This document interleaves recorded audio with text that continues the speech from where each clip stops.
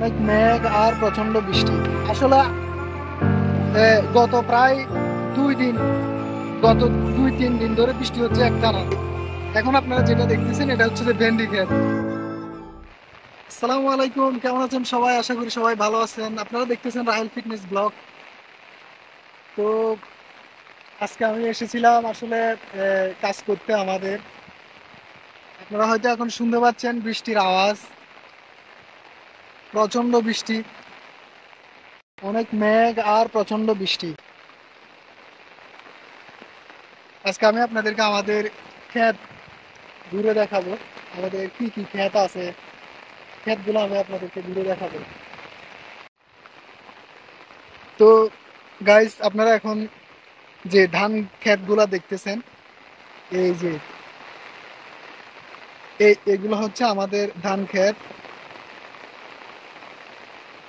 আর আমি আসছিলাম আসলে ঘাস কাটার জন্য, গরুর জন্য ঘাস কাটছি। আমি আর আমার বাবা আসছিলাম একসাথে। আমার বাবা চলে গেছে, আমি আছি। ভাবলাম একটু ভিডিও করে দেখাই আপনাদেরকে, আমাদের ক্ষেতগুলা ঘুরে দেখাই। আসলে গত প্রায় 2 দিন, গত 2-3 দিন ধরে বৃষ্টি হচ্ছে একটানা।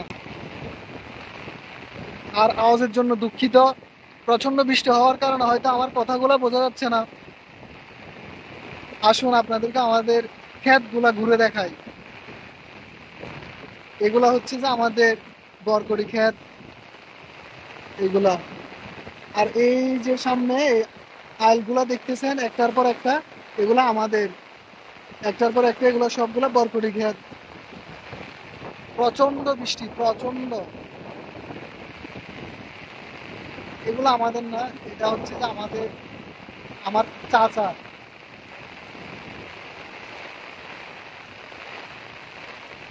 অনেক বৃষ্টি।